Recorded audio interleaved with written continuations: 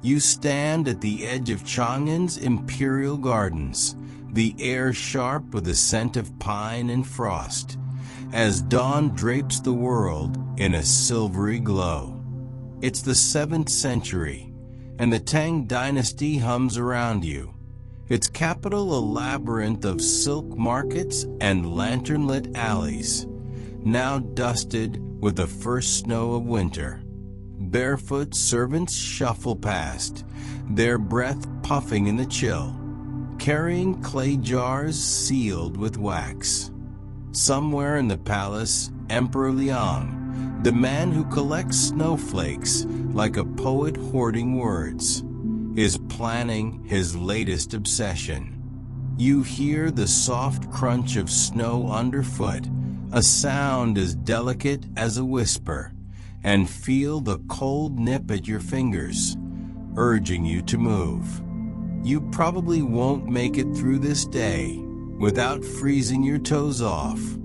Close your eyes, let the winter air wrap around you like a soft scarf, and breathe in the quiet. If you're enjoying this frosty journey, please give this video a like and subscribe. It keeps these sleepy tales drifting your way. Oh, and drop a comment with your location and local time. We'd love to know where you're cozying up tonight.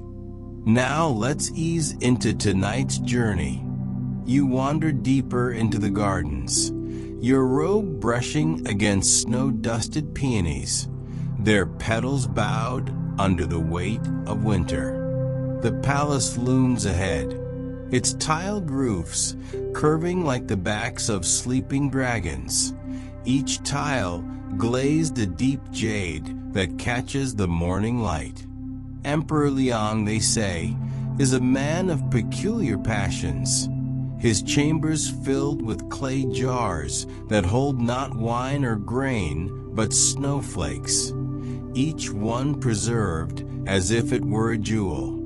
Major fact: the Tang dynasty, from 618 to 907, was a golden age of Chinese culture, its capital Chang'an a global hub where poets, traders, and monks mingled, making it the cosmopolitan heart of the Silk Road.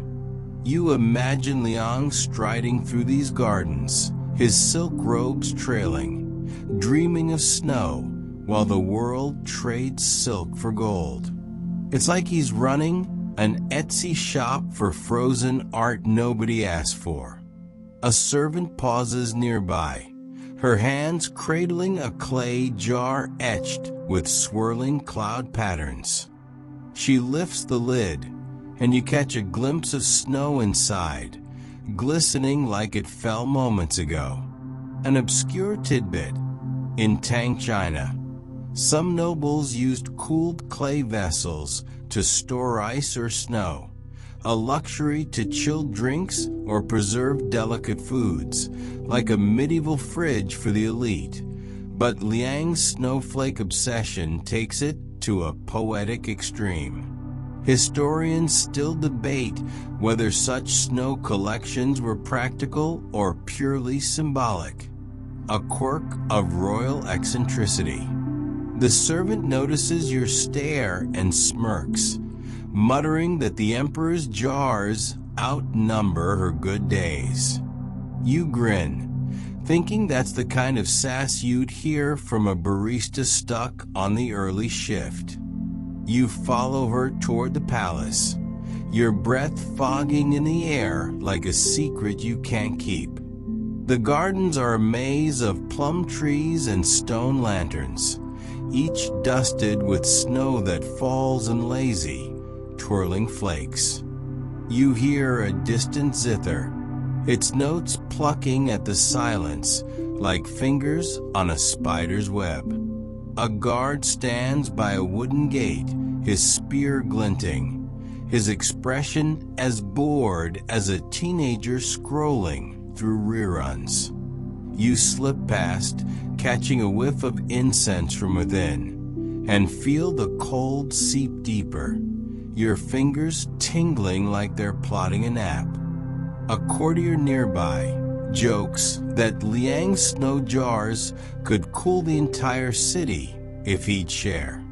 You chuckle, the sound muffled by the snow, and step into the palace's shadow, where the emperor's strange dream awaits. The courtyard opens before you, its stones slick with frost, and you spot a line of servants carrying more jars, their steps careful, like they're balancing the emperor's mood. You imagine Liang inspecting each flake, his eyes sharp with the focus of a man who sees art in the ephemeral. Remember that servant's jar with its cloud patterns? It's echoed here in the carvings on a stone bench where you pause, the cold biting through your robe. A child runs past, tossing a snowball that melts midair, and you smile, thinking of kids back home building snowmen. The zither's melody follows you, soft and insistent, and you feel your eyelids droop, the snow's quiet magic pulling you into its gentle, frozen world. You glide through the palace's outer halls, the air heavy with the scent of cedar and faint jasmine from a brazier glowing in the corner. The snow outside falls thicker now, blanketing Chang'an in a hush that makes every sound, a servant's cough, the creak of a wooden beam, feel like it's breaking a sacred silence.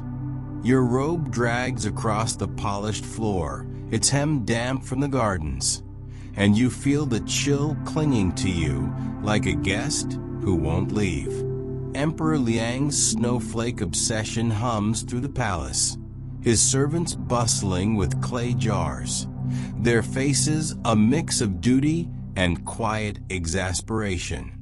You're just a shadow in this frosty court, trailing a man who chases winter's fleeting art. Lanterns cast golden pools of light, their paper shades painted with cranes that seem to dance in the flicker.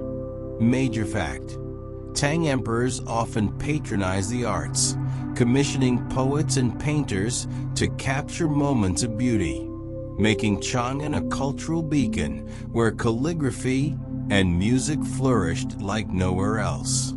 Liang's snowflake jars, though, are his own peculiar masterpiece, as if he's trying to outdo every poet by bottling winter itself.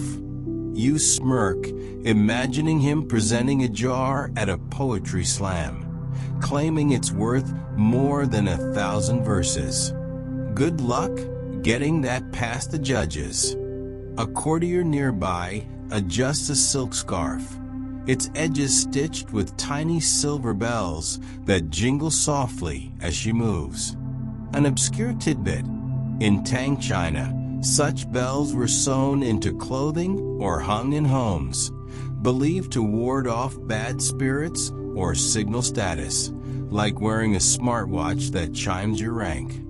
Historians still debate whether these bells were more about superstition or showing off, but you suspect they just like the sound. The courtier catches your glance and raises an eyebrow, murmuring that her bells keep the snowflakes from stealing her warmth. You nod, chuckling, sure, like tucking a hot water bottle into your soul. You pause by a window, its lattice framing a view of the snow-draped gardens, where servants still carry jars to some hidden chamber. The glass is cold against your fingers, and you trace a snowflake's path as it melts, a fleeting star on its way to nowhere. Remember the zither from the gardens in Section 1? Its echo follows you here, now joined by a flute, the notes weaving through the hall like a lullaby you didn't ask for.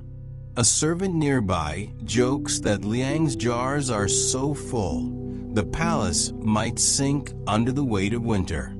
You smile, your breath fogging the window, and feel the cold settle deeper, your body begging for a blanket.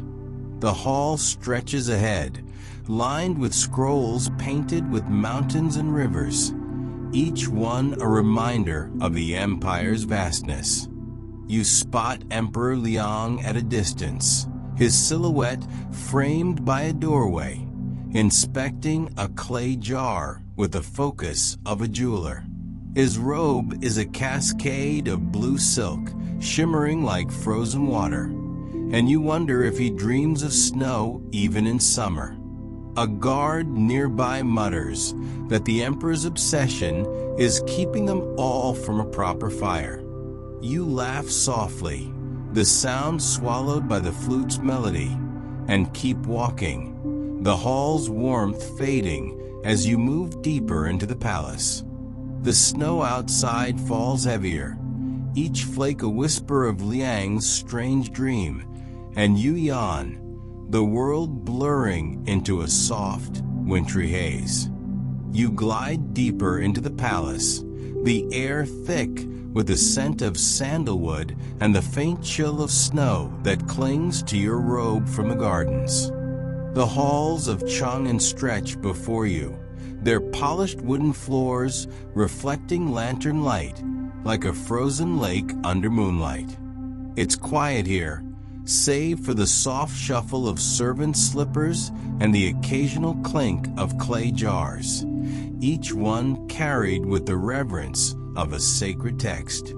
Emperor Liang's obsession with snowflakes hums through the palace, a strange melody that makes every step feel like you're walking through a dream. Your fingers brush a silk curtain, its texture cool and smooth, and you feel the winter's breath lingering, as if the palace itself is holding its breath.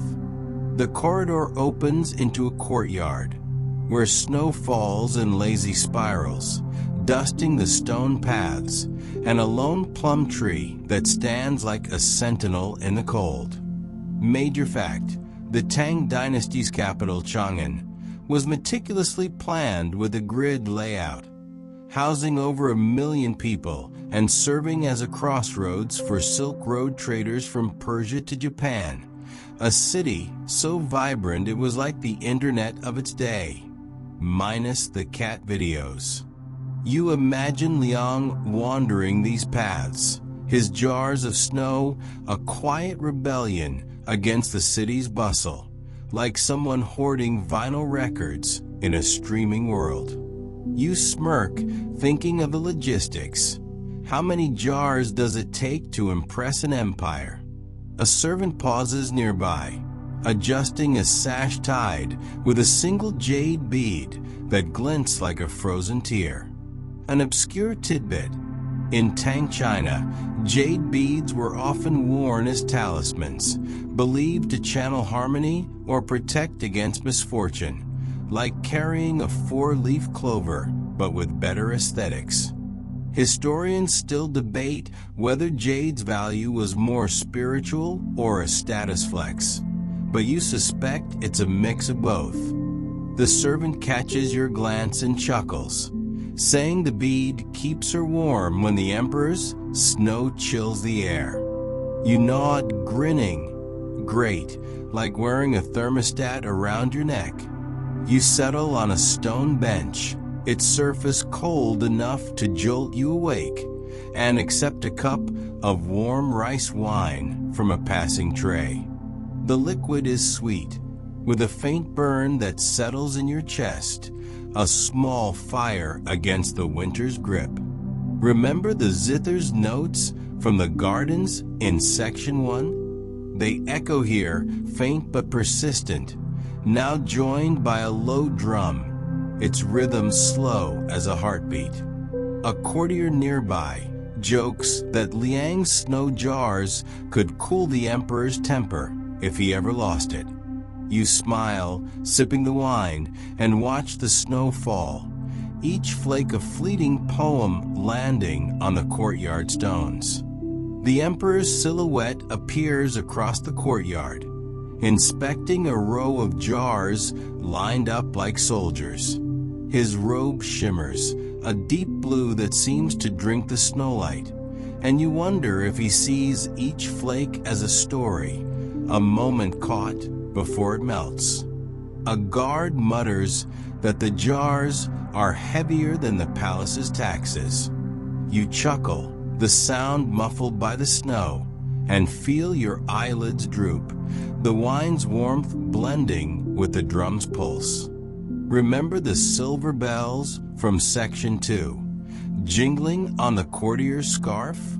You hear a faint chime now, as a servant passes with a similar scarf, the sound tying this moment to the last. The courtyard blurs, the snow falling thicker, and you lean back, the cold bench cradling you as the world softens into a wintry haze. You wander through a side hall, the air cooler now, carrying the scent of ink and old silk from scrolls stacked along the walls. The snow outside muffles Chang'an's usual clamor, wrapping the palace in a quiet that feels like a secret you're not supposed to know. Your sandals slide across the floor, polished to a sheen that reflects the flicker of oil lamps, each one casting shadows that dance like ghosts of forgotten poets. Emperor Liang's snowflake jars are everywhere, tucked into alcoves carried by servants, their clay surfaces etched with patterns that seem to whisper of winter. You feel the cold seeping through your robe, a gentle nudge toward sleep, like the palace itself is telling you to close your eyes. Voices drift from a nearby chamber, scholars debating, their words soft but sharp, like knives wrapped in velvet. Major fact: the Tang dynasty's bureaucracy was a marvel, with a merit-based exam system that let commoners rise to high office, making Chang'an a city where brains could outshine birth, like a startup hiring coders over nepotism. You imagine Liang navigating the system, his snowflake obsession a quirky side project, while his officials run the empire. You smirk, picturing him sneaking jars into meetings like a kid hiding snacks in class. A young scribe pauses nearby, his fingers stained with ink, adjusting a belt hung with a small bronze mirror. An obscure tidbit: in Tang China, such mirrors were often carried for protection, their reflective surfaces thought to deflect evil or reveal hidden truths, like a medieval selfie stick for warding off bad vibes. You drift through a quiet wing of the palace, the air heavy with the scent of wax and winter air that sneaks through latticed windows. The snow outside falls in soft, relentless waves, cloaking Chang'an in a silence that feels like the world holding its breath. Your robe brushes against the cool stone floor, its hem still damp from the gardens, and you hear the faint clink of clay jars as servants carry them past, each one a vessel for Emperor Liang's snowflakes, as if he's trying to bottle the sky itself. The dim light of paper lanterns casts shadows that flicker like half-remembered dreams, and you feel the cold seeping into your bones, a gentle nudge toward sleep, like a friend whispering to lie down. The corridor hums with subdued activity, servants whispering, a distant zither plucking notes that drift like snowflakes themselves. Major fact: the Tang dynasty's court was a hub of innovation, fostering inventions like woodblock printing, which spread knowledge across Asia, turning Chang'an into a library city where ideas were as valuable as silk. You imagine Liang, his snowflake jars a quirky footnote to this era, collecting winter's art while his scribes print poems for the ages. You smirk, picturing him stacking jars like a hipster curating vinyl. Except these melt if you sneeze. A young woman nearby adjusts a hairpin carved with a tiny lotus, its petals catching the lantern light like a frozen flower. An obscure tidbit: in Tang, China, hairpins weren't just accessories. They were often crafted with symbols like lotuses to signal wisdom or purity, worn like a status update you pin to your hair. Historians still debate whether such pins were more about beauty or hidden meanings, but you suspect they were a bit of both. She catches your glance and smiles, saying the pin keeps her thoughts from wandering in the cold. You chuckle, thinking that's a better excuse than claiming your coffee mug inspires productivity. You pause by a low table, where a servant sets down a tray of warm chestnut cakes, their nutty aroma curling through the chill. You take one, its warmth seeping into your fingers, and bite into it. The sweetness a small rebellion against the winter's bite. Remember the steamed buns from section 4? These cakes are softer, crumbling like snow in your mouth, tying you to this moment. A courtier nearby jokes that Liang's jars could cool the palace kitchens if he'd let them. You smile, your mouth full, and lean against the wall, the stone cold but steady, as the snow outside paints the windows white. Emperor Liang's voice echoes faintly from a nearby chamber, calm and measured, as he discusses his collection with a potter. His silhouette moves behind a silk screen, its crane patterns a callback to the ones you saw in section 2. You wonder if he counts each snowflake, or if he just loves the idea of catching something no one else can keep. A servant mutters that the emperor's jars outnumber the stars they're chasing. You laugh softly, the sound swallowed by the zither's notes, and keep walking, the corridor stretching into shadows. The cold wraps tighter, your eyelids drooping, and you feel the palace's quiet pulling you deeper into its wintry embrace, each step a soft descent into sleep. You wander into a smaller courtyard, the snow falling thicker now, each flake a silent brushstroke on Chang'an stone paths. The air is crisp, scented with pine and the faint smoke of a brazier tucked under an overhang, its embers glowing like tiny suns in the dusk. Your sandals crunch softly, leaving shallow prints that vanish under fresh snow, and you feel the palace's vastness shrink to this quiet nook, where Emperor Liang's snowflake jars gleam in neat rows along a wooden shelf. The lanterns overhead sway gently, their light painting the snow in shades of gold, and you wonder if you're walking through a painting or just too tired to tell.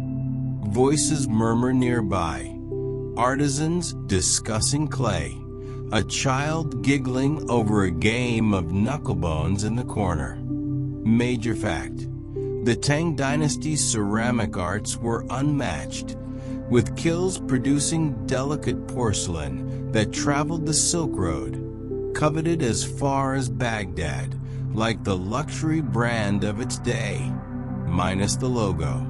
Liang's snowflake jars, etched with intricate patterns, are a testament to this craft, each one a tiny masterpiece holding his fleeting obsession. You smirk, imagining him pitching his jars as the next big thing, like a startup founder hawking eco-friendly ice cubes.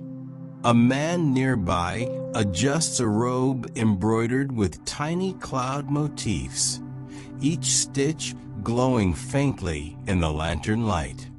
An obscure tidbit: in Tang, China, cloud patterns were sewn into clothing as symbols of fortune, believed to carry prayers to the heavens, like tweeting your hopes to the universe in silk. Historians still debate whether these patterns were purely decorative or held deeper spiritual weight. But you like the idea of wearing a wish. The man notices your stare and grins, saying the clouds keep the snow from sticking to him. You chuckle, thinking that's the kind of logic you'd hear from someone selling overpriced umbrellas. You settle on a stone bench, its surface dusted with snow, and accept a cup of warm tea from a passing servant, its herbal tang cutting through the cold. The taste recalls the rice wine from Section 3, but this tea is lighter, like a whisper of spring in the middle of winter.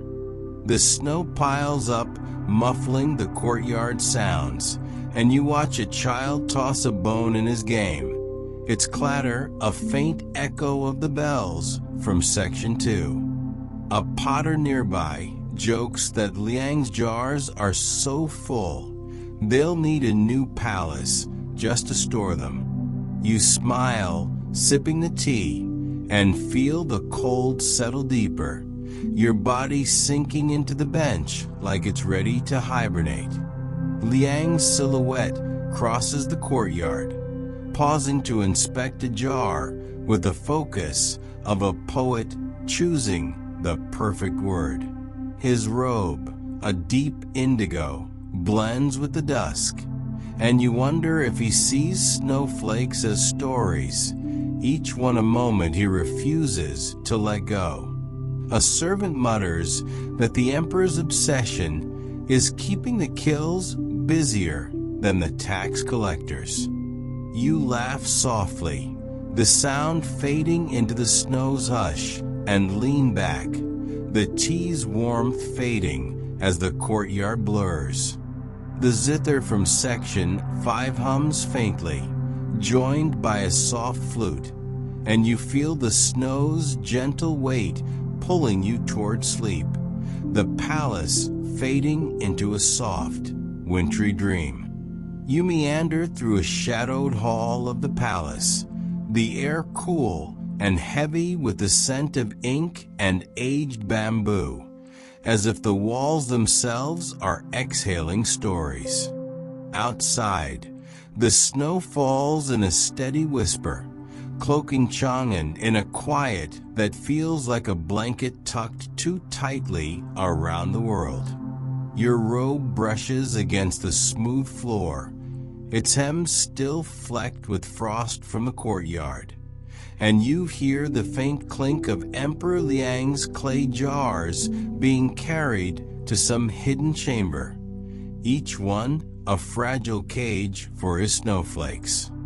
The lanterns glow dimly, their light pooling like spilled moonlight, and you feel the winter's chill curling around you, urging your eyelids to surrender. Voices hum in the distance, scholars murmuring over scrolls, a servant's soft laugh, the pluck of a zither weaving through the stillness. Major fact: the Tang dynasty's court was a melting pot of cultures, with diplomats and traders from Persia, India, and Central Asia bringing ideas that shaped art and science, making Chang'an a global hub long before globalization was a buzzword. You imagine Liang's snowflake jars as his quirky contribution to this cosmopolitan swirl, like a collector hoarding rare coins while the world trades ideas. You smirk, picturing him showing off a jar at a diplomatic banquet, Talk about a cold conversation starter. A young artisan pauses nearby, adjusting a wristband woven with tiny silk tassels, each one swaying like a miniature flag in the lantern light. An obscure tidbit: in Tang, China, such tassels were often tied to clothing or tools, believed to bring balance or ward off chaos, like a medieval fidget spinner for restless spirits. Historians still debate whether tassels were more about aesthetics or ancient superstition, but you suspect they just like the flair.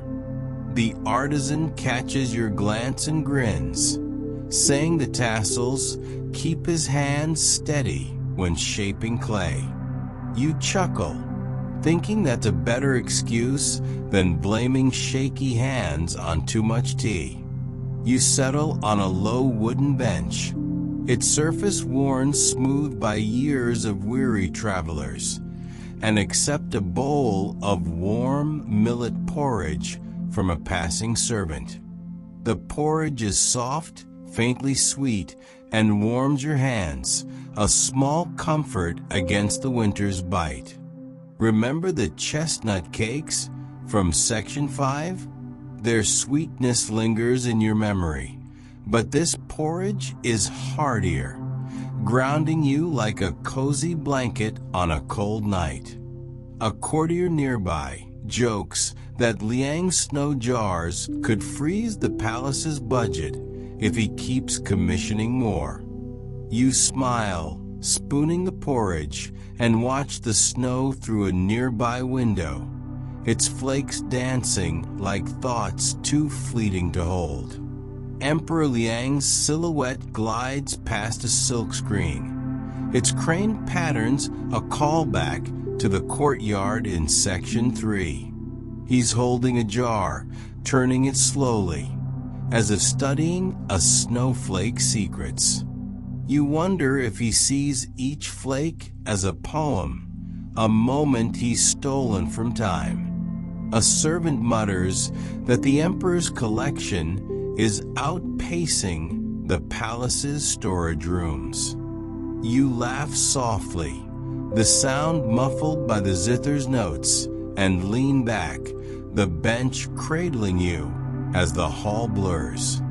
The snow outside falls heavier, each flake a whisper of Liang's dream, and you feel the cold tugging at you, your eyelids heavy as the palace fades into a soft, wintry haze. You wander into a smaller chamber, the air thick with the scent of charcoal and melted wax, as a brazier in the corner glows like a tiny hearth against the winter's chill. The snow outside piles up, muffling Chang'an's pulse, and the palace feels like a cocoon spun from silence and frost.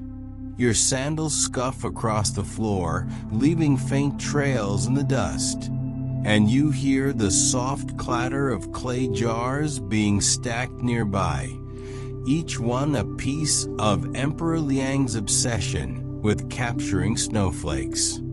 The lanterns cast a warm glow, their paper shades painted with plum blossoms that seem to shiver in the light, and you feel the cold pressing against you, like a guest who's overstayed their welcome. The chamber hums with quiet activity, artisans whispering, a child's giggle, the faint strum of a pipa blending with the zither from Section 7. Major fact: the Tang Dynasty's Silk Road connections brought exotic goods like glass and spices to Chang'an, transforming its markets into a global bazaar where even snowflakes might have seemed tradable if Liang had his way. You imagine him bartering jars for Persian rugs, his obsession a quirky footnote to the empire's trade empire. You smirk, thinking of him pitching snowflakes to traders like they're the next big crypto. A woman nearby adjusts a robe adorned with a single embroidered peony, its petals glowing red in the firelight. An obscure tidbit: in Tang China, floral embroidery, like peonies, symbolize prosperity and were often sewn into clothing for luck, like wearing a vision board to a job interview. Historians still debate whether such designs were purely decorative or carried ritual weight. But you like the idea of flowers as charms. She catches your glance and smiles, saying the peony keeps her heart warm in the snow. You chuckle, thinking that's a better line than any motivational poster you've seen. You pause by the brazier, its warmth a small rebellion against the cold, and accept a cup of spiced broth from a servant, its steam curling like a ghost in the air. The broth is rich with a hint of ginger and recalls the tea from Section 6, though this is bolder, waking you just enough to keep moving. A potter nearby jokes that Liang's jars are so numerous, they'll need to build a second palace just for storage. You smile, sipping the broth, and watch the snow through a lattice window, its flakes piling up like a quilt over the world. Liang's voice drifts from an adjacent room, calm but insistent, as he discusses glaze techniques with a craftsman. His silhouette is framed by a screen painted with mountains, a nod to the scrolls in Section 4. You wonder if he dreams of snow even in summer, or if each jar is a way to hold onto winter's quiet. A servant mutters that the emperor's obsession is keeping the kilns busier than a festival market. You laugh softly, the sound fading into the pipa's melody, and keep walking, the chamber's warmth fading as you move deeper into the palace. The snow outside falls thicker, each flake a soft echo of Liang's dream, and you yawn, the world blurring into a gentle wintry fog. You drift through a narrow corridor, the air cool and laced with the scent of damp stone and faint lotus incense curling from a hidden brazier. The snow outside falls in a relentless hush, wrapping Chang'an's palace in a silence that feels like a lullaby sung by winter itself. Your robe swishes softly, its hem brushing the floor, still carrying traces of frost from the courtyard in Section 6. The faint clink of Emperor Liang's clay jars echoes nearby, as servants ferry them to a storeroom, each one a fragile shrine to his snowflakes, as if he's trying to trap the sky's fleeting poetry. Lanterns glow along the walls, their light soft and wavering, like candles struggling to stay awake, and you feel the cold nudging you toward sleep, a gentle hand on your shoulder. The corridor hums with whispers, servants gossiping, a scholar's quill scratching, the distant pluck of a pipa weaving through the quiet.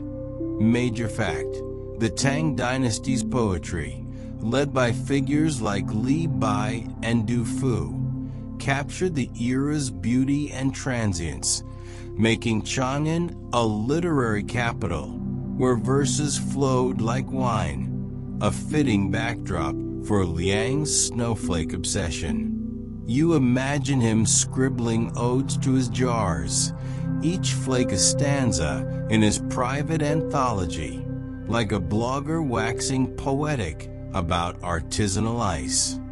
You smirk, thinking of him reciting snowflake sonnets at court. Hope he doesn't expect applause. A young man nearby adjusts a sash tied with a small lacquer charm, its surface painted with a crescent moon that gleams faintly. An obscure tidbit: in Tang, China, such charms were often worn to invoke protection or clarity, believed to align the wearer with celestial rhythms, like a horoscope app carved in wood. Historians still debate whether these charms were more spiritual or a fashion statement, but you suspect they were a bit of both.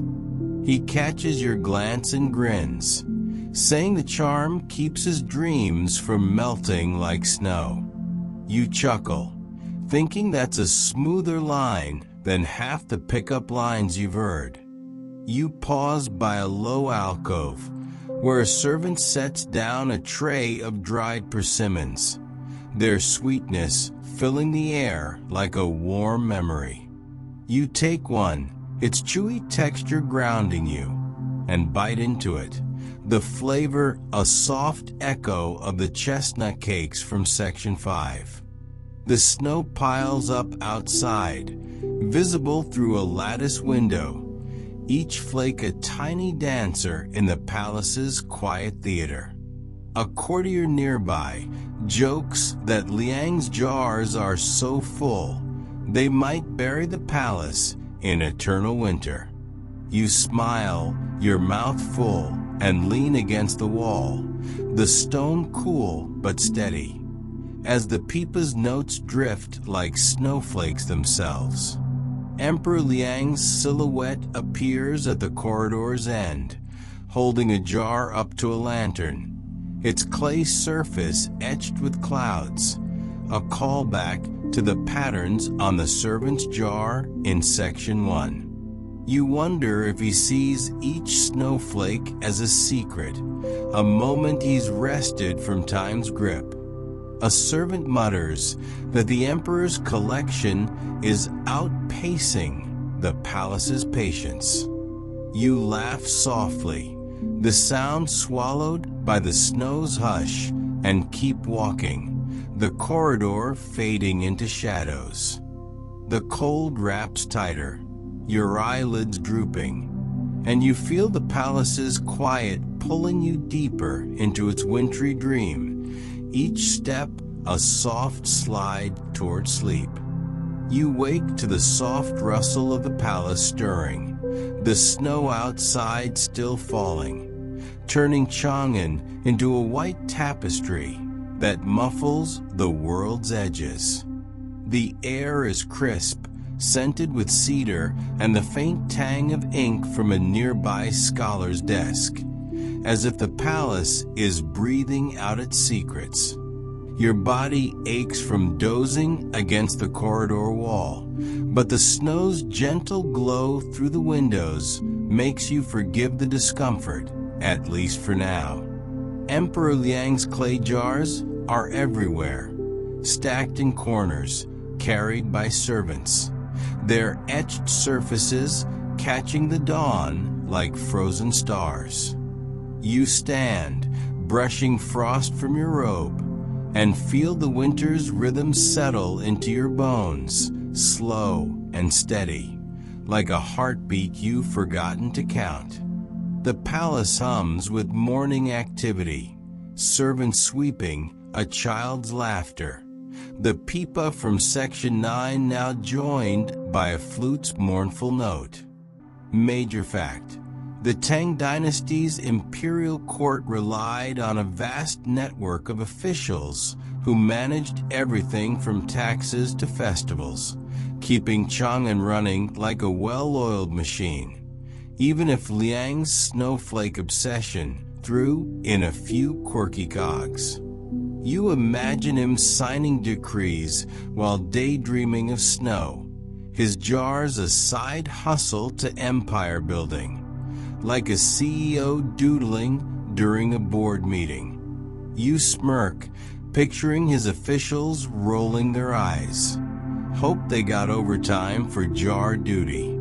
A woman nearby adjusts a hairpin adorned with a tiny pearl, its luster soft in the morning light like a snowflake caught in time. An obscure tidbit: In Tang, China, pearls were prized not just for beauty, but as symbols of purity, often woven into hair or robes for luck, like carrying a rabbit's foot, but shinier. Historians still debate whether pearls were more about status or spiritual weight, but you like the idea of wearing light itself. She catches your glance and smiles, saying the pearl keeps her thoughts as clear as snow. You chuckle, thinking that's a better claim than your morning coffee's promises. You pause by a small brazier, its warmth a small rebellion against the cold, and accept a cup of warm barley tea from a servant, its earthy flavor grounding you. The taste recalls the spiced broth from Section 8, but this tea is milder, like a whisper of earth in the winter's grip. A potter nearby jokes that Liang's jars are so numerous, they'll need a new city just to store them. You smile, sipping the tea, and watch the snow through a window, its flakes piling up like a quilt over Chang'an's roofs. The flute's melody weaves through the air, a callback to the zither in Section 3, tying this moment to the palace's quiet song. Liang's silhouette crosses a nearby hall, inspecting a row of jars with the focus of a painter choosing the perfect shade. His robe, a deep indigo, blends with the dawn's shadows, and you wonder if he counts each snowflake or just loves their fleeting beauty.